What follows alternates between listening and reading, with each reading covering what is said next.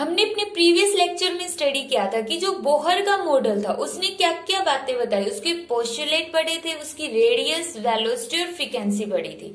अब हम उसका फोर्थ पॉइंट देखते हैं। जब उसने टोटल एनर्जी निकाली किसकी, इलेक्ट्रॉन की, जो उसने ऑर्बिट दिए थे जिनका नाम उसने क्या रखा था, स्टेशनरी ऑर्बिट। तो बोहर के जो स्टेशनरी ऑर्बिट थे उनके अंदर जो इलेक्ट्रॉन की टोटल एनर्जी होगी वो कितनी होगी। अब टोटल एनर्जी का फॉर्मूला हमें पता किसके इक्वल होगा, kinetic energy plus potential energy. कि कोई भी इलेक्ट्रॉन है उसके अंदर दो एनर्जी हो सकती है, काइनेटिक और पोटेंशियल। कैसे, काइनेटिक अगर वो इलेक्ट्रॉन रिवॉल्व कर रहा है, मींस अगर वो मोशन में है तो उसकी मोशन की वजह से आ गई काइनेटिक एनर्जी। और उस इलेक्ट्रॉन की पोजीशन क्या है, उसकी पोजीशन या फिर उसकी स्टेट की वजह से हमारे पास क्या आ गई, उसकी पोटेंशियल एनर्जी, कि वो किस पोजीशन के ऊपर है। ठीक है, तो इस तरह से हमें यहाँ पे बेसिकली निकालना क्या है, पहले काइनेटिक एनर्जी और फिर पोटेंशियल एनर्जी और फिर दोनों को ऐड कर देंगे तो आ जाएगी हमारे पास टोटल एनर्जी। तो सबसे पहले हम कैलकुलेट करते हैं काइनेटिक एनर्जी। काइनेटिक एनर्जी को निकालने के लिए हम यूज करेंगे using Bohr's first postulate. Bohr's first postulate, Bohr के फर्स्ट पोस्टुलेट का यूज करेंगे। क्या था first postulate, centripetal force is equal to electrostatic force of attraction, means mv² by r is equal to k ze² by r²। r से ये वाला r cancel, तो यहाँ पे किसकी वैल्यू आ गई, mv² is equal to k ze² divide by r। But kinetic energy का फॉर्मूला हमें पता, काइनेटिक एनर्जी किसके इक्वल होती है, हाफ mv²। हमने तो mv² की वैल्यू निकाल दी, तो इसका मतलब हाफ से दोनों साइड क्या कर देंगे हम, मल्टीप्लाई। तो ये आ गई काइनेटिक एनर्जी। तो यहाँ पे हमारे पास काइनेटिक एनर्जी का फॉर्मूला क्या आ गया, kze² divide by 2r। Means जो इलेक्ट्रॉन है वो न्यूक्लियस के अराउंड में रिवॉल्व कर रहा है तो उसकी काइनेटिक एनर्जी होगी kze² डिवाइड बाई 2r। इसी तरह जब हम पोटेंशियल एनर्जी निकालेंगे, पोटेंशियल एनर्जी होती है उसकी पोजीशन की वजह से, और पोटेंशियल एनर्जी का फॉर्मूला हम पढ़ चुके हैं। क्या होता है formula, potential multiply by charge. Potential multiply by charge, ये पोटेंशियल एनर्जी का फॉर्मूला है। अब यहाँ पे पोटेंशियल क्या होगा, पोटेंशियल एनर्जी का फॉर्मूला क्या होगा हमारे पास, पोटेंशियल एनर्जी का फॉर्मूला होगा potential multiply by charge. Potential का फॉर्मूला हम अपने प्रीवियस लेक्चर में पढ़ चुके, Q1 डिवाइड बाई R। और ये जो Q1 चार्ज है ये किसका चार्ज है, जो न्यूक्लियस होगा उसका चार्ज। क्यों, क्योंकि हम पोटेंशियल एनर्जी किसकी निकालना चाहते हैं, इलेक्ट्रॉन की, कि जो इलेक्ट्रॉन यहाँ पे रिवॉल्व कर रहा है उसकी इस पोजीशन की वजह से इस पर कितनी, इसके पास कितनी पोटेंशियल एनर्जी है। तो यहाँ पर हम देखेंगे कि इस इलेक्ट्रॉन पर कितना पोटेंशियल है। पोटेंशियल मतलब इस जगह के ऊपर, जो ये वाली जगह ली है हमने, इस जगह पर इस न्यूक्लियस की वजह से कितना पोटेंशियल होगा, Q1 charge on nucleus Ze divide by R multiply भी अब किसकी पोटेंशियल एनर्जी, इलेक्ट्रॉन की, तो यहाँ पे चार्ज आ जाएगा -e। पोटेंशियल निकालते वक्त हम इसके साइन को इंक्लूड करते हैं। अगर यहाँ पे चार्ज नेगेटिव है तो नेगेटिव ही रखेंगे, मीन्स पोटेंशियल एनर्जी में हमने साइन को साथ में इंक्लूड किया तो क्या आ जाएगा, Ze² minus divide by R। तो ये आ गई हमारे पास potential energy -kZe² divide by R। अब हमने यहाँ पे पोटेंशियल एनर्जी और काइनेटिक एनर्जी दोनों निकाल दी। क्या निकालनी रह गई, टोटल एनर्जी। टोटल एनर्जी निकालने के लिए हम क्या करेंगे, दोनों को ऐड कर देंगे। तो टोटल एनर्जी का फॉर्मूला बन गया हमारे पास kinetic energy plus potential energy. Kinetic energy का फॉर्मूला है kZe² divide by 2r। Potential energy के अंदर नेगेटिव है तो हमने नेगेटिव लिख लिया, kZe² डिवाइड बाई r।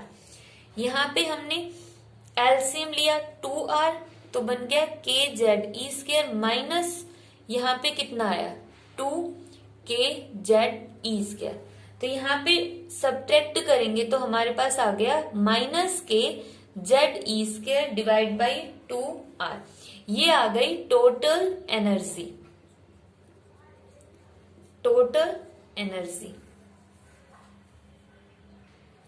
अगर इस टोटल एनर्जी के अंदर मैं k की वैल्यू पुट कर दूं, k की वैल्यू पुट कर देंगे हम 1/4πε0 और z की वैल्यू हम पुट कर देंगे 1।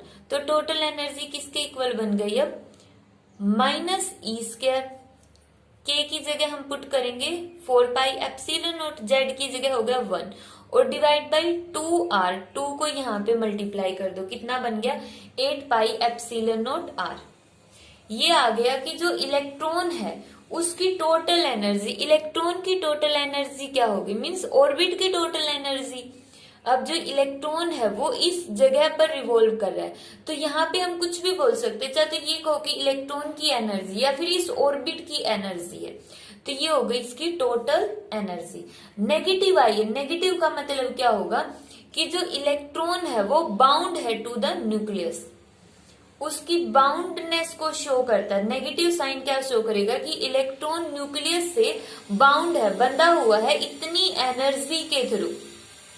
अगर हम यहाँ से इलेक्ट्रॉन को निकालना चाहते, इसके पास इतनी एनर्जी है, माइनस साइन और ये जो एनर्जी है e² divide by 8πε0r means boundness का मतलब अगर हम इलेक्ट्रॉन को निकालना चाहते तो हमें इतनी एनर्जी इसको देनी पड़ेगी मतलब पॉजिटिव में हमें देना पड़ेगा ताकि ओवरऑल एनर्जी 0 हो जाए और इलेक्ट्रॉन फ्री हो जाए।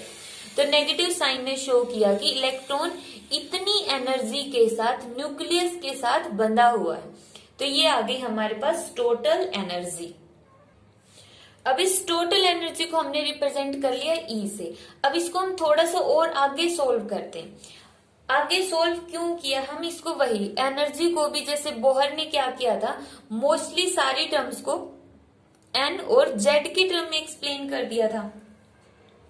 अब ये इसको हम आगे की तरफ सोल्व क्यों कर रहे, यहीं पर क्यों नहीं छोड़ रहे, इसका जो रीजन होगा वो नेक्स्ट लेक्चर में अच्छे से समझ में आएगा जब हम स्पेक्ट्रा पढ़ेंगे कि स्पेक्ट्रा होता क्या। अब तक हम सारे लेक्चर्स में देख रहे कि एक वर्ड आ रहा है स्पेक्ट्रा। अब स्पेक्ट्रा को हम बोहर मॉडल के बिना नहीं समझ सकते, पहले हमें बोहर मॉडल समझना चाहिए था, इसलिए हमने स्पेक्ट्रा को बाद में समझेंगे ताकि अच्छे से समझ में आ जाए। अब यहाँ पर हम R की वैल्यू पुट कर देंगे। जो बोहर ने रेडियस निकाली थी, R की वैल्यू कितनी निकाली थी उसने, n² h² 4π² m k z e²। ये वाली R की वैल्यू यहाँ पे पुट कर दो तो E की वैल्यू आ जाएगी -2π² m k² e⁴ h² और यहाँ पे आ जाएगा z² और n²। तो यहाँ पे ये सारी टर्म कांस्टेंट है, हर एक की वैल्यू फिक्स है, कोई फर्क नहीं पड़ता हम कौन से ऑर्बिट के लिए ले रहे हैं, कौन से एटम के लिए ले रहे हैं, हर एक के अंदर ये चीज क्या रहेगी सेम। तो बोहर ने इन सभी की वैल्यू पुट की तो उसके पास आंसर आया -13.6 इलेक्ट्रॉन वोल्ट z² n²।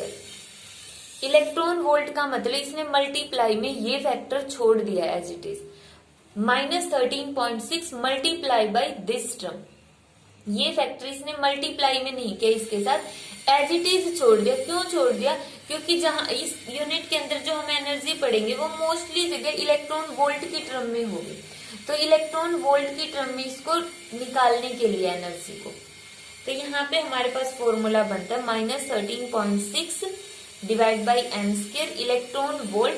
ये किसके लिए आ गई, हाइड्रोजन के लिए। जब Z की वैल्यू हम 1 पुट कर देंगे ना, क्योंकि बोहर ने जो अपना मॉडल दिया था वो हाइड्रोजन पर दिया था, तो यहाँ पे हम Z की वैल्यू 1 पुट कर देंगे और Z की वैल्यू 1 पुट होते ही एनर्जी बन गई इतनी। अब यहाँ पे N का मतलब होगा कि जैसे इलेक्ट्रॉन है वो फर्स्ट ऑर्बिट में रिवॉल्व कर रहा है, यहाँ पर अगर फर्स्ट ऑर्बिट में रिवॉल्व कर रहा है तो N की वैल्यू हो गई 1, तो एनर्जी कितनी आ गई -13.6 इलेक्ट्रॉन वोल्ट, -13.6 इलेक्ट्रॉन वोल्ट। और अगर वो सेकंड ऑर्बिट में रिवॉल्व कर रहा है तो -13.6 2 का स्क्वायर 4 तो यहाँ पे इसकी वैल्यू कितने आ जाएगी, -3.4 इलेक्ट्रॉन वोल्ट। तो यहाँ पर हो जाएगी -3.4 इलेक्ट्रॉन वोल्ट।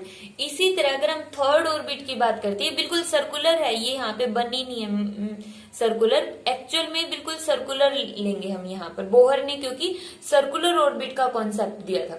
जब हम n की वैल्यू 3 पुट करेंगे तो आ जाएगा हमारे पास 3 का स्क्वायर 9, तो हमारे पास आएगा -1.51 इलेक्ट्रॉन वोल्ट। मतलब यहाँ पर जो इलेक्ट्रॉन रिवॉल्व करेगा उसकी एनर्जी आएगी -1.5 इलेक्ट्रॉन वोल्ट। अब यहाँ पर देखो, इस डायग्राम को अगर हम समझे तो ये न्यूक्लियस होगा। ये नेगेटिव सिर्फ उसकी बाउंडनेस को शो करता है, उसकी बाउंडनेस को, जो इलेक्ट्रॉन है वो बाउंड है। एक्चुअल में इस इलेक्ट्रॉन की एनर्जी इतनी है, यहाँ पे इलेक्ट्रॉन इतनी एनर्जी से इससे बाउंड है। अगर हम यहाँ से इस इलेक्ट्रॉन को बाहर निकालना चाहते हैं तो इसको हमें इतनी एनर्जी देनी पड़ेगी, और अगर हम यहाँ से इस इलेक्ट्रॉन को बाहर निकालना चाहते हैं तो इसके लिए हमें 3.4 इलेक्ट्रॉन वोल्ट एनर्जी देनी पड़ेगी, और यहाँ से अगर इस इलेक्ट्रॉन को बाहर निकालना चाहते हैं तो प्लस 1.51 इलेक्ट्रॉन वोल्ट एनर्जी हमें इस इलेक्ट्रॉन को देनी पड़ेगी। तो ये था हमारा total energy of electron in Bohr stationery orbit वाला टॉपिक।